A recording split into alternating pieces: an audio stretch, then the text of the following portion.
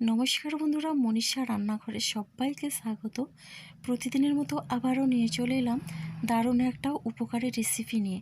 তো ভীষণই পুষ্টিগুণে ভরপুর সজনে পাতার এই রেসিপি একবার হলেও আপনারা ট্রাই করবেন। এটা কিন্তু আমাদের শরীরে বিভিন্ন রকমের পুষ্টিগুণের কার্যকরী।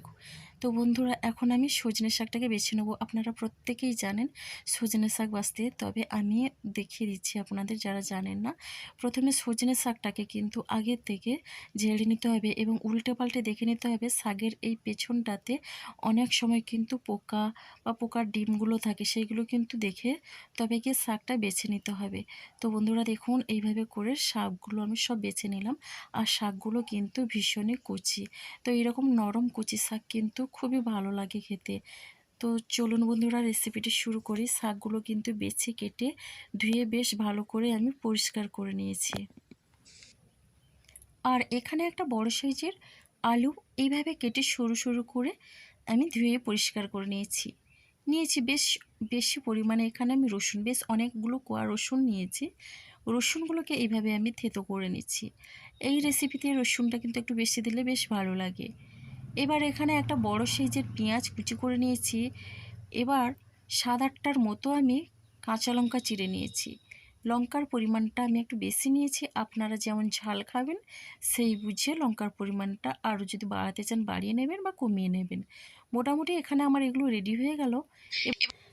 এবার গ্যাসে কড়াই বসিয়ে আমি 1 কাপ পরিমাণে জল দিলাম। জলটা কিন্তু গরম হয়ে গেছে। আর এখন আমি ওই কেটে ধুয়ে রাখা সজনে শাকটা দিচ্ছি। সজনে শাকটাকে কিন্তু আমি খুব একটা মিহি করে কাটিনি। তো বন্ধুরা, স্বাদ অনুসারে আমি দিয়ে দিচ্ছি লবণ আর দিচ্ছি খুবই অল্প পরিমাণে হলুদের গুঁড়ো। এবার লবণ হলুদ দিয়ে বেশ ভালো করে কিন্তু শাকটাকে মিশিয়ে নিতে হবে। সজনে শাক কিন্তু বিভিন্ন রকমভাবে আমাদের শরীরে বিভিন্ন রকম উপকারে কাজে লাগে। তো বন্ধুরা, অবশ্যই সজনে শাকটা নিয়মিত খাওয়ার চেষ্টা করবেন। আমরাও কিন্তু সজনে শাক নিয়মিত খাই। তো যাই হোক, দেখুন এখন বেশ কিছুক্ষণ নেড়েচেড়ে নেওয়ার পরে আর ঢাকনা দিয়ে আমি 5 মিনিটের মতো এটা রান্না করে নেব। যেহেতু সজনে শাকটা একটু শক্ত টাইপের হয়, তার জন্য একটু সময় নিয়ে রান্না করলে খুব ভালো হয়। তো বন্ধুরা দেখুন, এখন আমি 5 মিনিটের পরে ঢাকনা খুলে একটু নেড়েচেড়ে নিচ্ছি। তবে জলটা কিন্তু থেকেই গেছে। এই জলটা কিন্তু আমি ফেলে দেব না, আমি শাকের গায়ে কিন্তু জলটাকে শুকিয়ে নেব। তো দেখুন, শাকটা সেদ্ধ হতে আরও একটু বাকি আছে। আরও ঢাকনা দিয়ে 2 মিনিটের মতো আমি রান্নাটা করে নিলাম। তো 2 মিনিট পরে দেখুন বন্ধুরা, এদিকে শাকের থেকে জলটাও শুকিয়ে গেছে, অনেকটা পরিমাণে জলটা শুকিয়ে ঝরঝরে হয়ে গেছে। দেখে বুঝতে পারছেন না, শাকটাও কিন্তু সেদ্ধ হয়ে গেছে। আর এখন আমি ভালো করে নেড়েচেড়ে শাকটাকে নামিয়ে ঠান্ডা করে নেব। আর এখন আমি কড়াইটা ধুয়ে গ্যাসে বসিয়ে দিয়েছি। এবার কড়াইটা গরম করে দিয়ে দিলাম সর্ষের তেল 3-4 চামচের মতো। তেলটাকেও বেশ ভালোভাবে গরম করে নিয়েছি। আর এখন কেটে রাখা আলুটা তেলের মধ্যেই দিয়ে দিলাম। আলুটাকে কিন্তু আগের থেকে একটু লাল করে ভাজলে ভীষণই ভালো লাগে খেতে। দিয়ে দিলাম স্বাদ অনুসারে লবণ আর হলুদ। তো লবণ হলুদ দিয়ে বেশ ভালোভাবেই নেড়েচেড়ে নিচ্ছি। শাকের মধ্যে আগেও লবণ হলুদ দিয়েছি আর আলুর সঙ্গেও লবণ হলুদ দিলাম। এরপরে কিন্তু আর লবণ হলুদ দেওয়ার বা লবণ দেওয়ার কোনো প্রয়োজন নেই। তো এখন ঢাকনা দিয়ে আমি 5 মিনিটের মতো এটা রান্না করে নেব। আমি কিন্তু মাঝে মধ্যে ঢাকনা খুলে আলুটাকে নেড়েচেড়ে নিয়েছি। তো বন্ধুরা দেখুন, এখন কিন্তু আলুটা মোটামুটি সেদ্ধ হয়ে গেছে। তো এইভাবে আলুটাকেও এইভাবে তেলের সঙ্গে ভেজে সেদ্ধ করে নিলে রেসিপিটি খুব সুন্দর হয়। তো এখন আমি আলুটা তুলে নিচ্ছি। আর এরপর ওই তেলের মধ্যেই আরও 2 চামচের মতো সর্ষের তেল দিয়ে দিলাম। দিয়ে দিচ্ছি ফোড়নে গোটা জিরে, খুবই অল্প পরিমাণে গোটা জিরে দিলাম।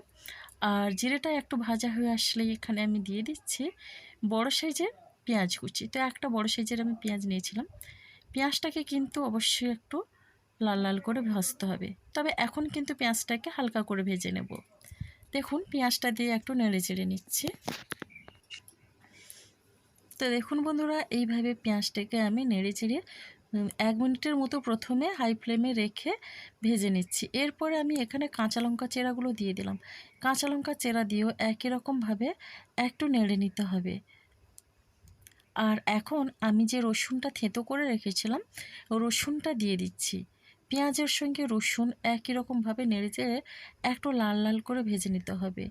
যে কোনো শাকের রেসিপিতে যদি পেঁয়াজ রসুন দেওয়া হয়, লাল লাল করে ভেজে নিলে কিন্তু পেঁয়াজটাকে শাকের সঙ্গে বেশ ভালো লাগে খেতে।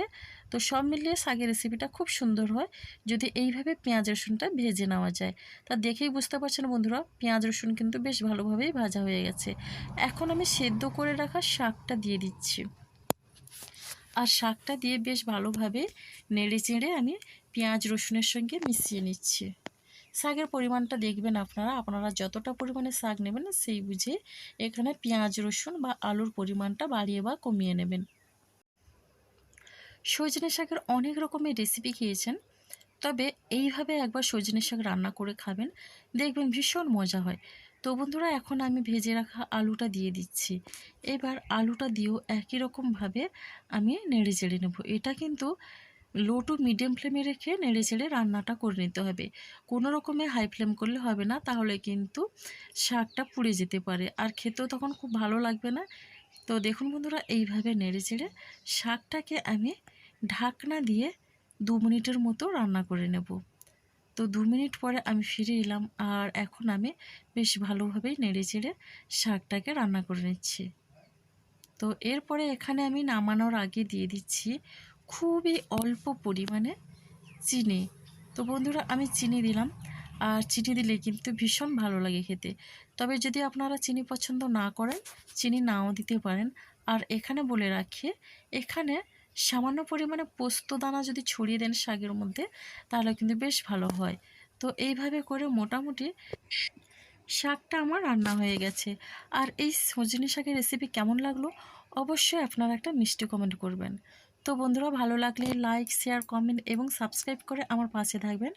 এখনও যারা আমার চ্যানেলটিকে সাবস্ক্রাইব করে না, প্লিজ সাবস্ক্রাইব করে পাশে থাকা বেল আইকনটা প্রেস করে নোটিফিকেশান অল করে দেবেন, তাহলে কিন্তু সবার আগে আপনারা আমার নোটিফিকেশান পেয়ে যাবেন। তো বন্ধুরা দেখুন, পরিবেশনের জন্যে আমি একটা প্লেটে শাকটাকে নামিয়ে নিচ্ছি। দুর্দান্ত একটা গন্ধ বেরিয়েছে, আর এটা গরম ভাতের সঙ্গে অসাধারণ লাগে খেতে। তো বন্ধুরা, একবার হলেও আপনারা ট্রাই করবেন।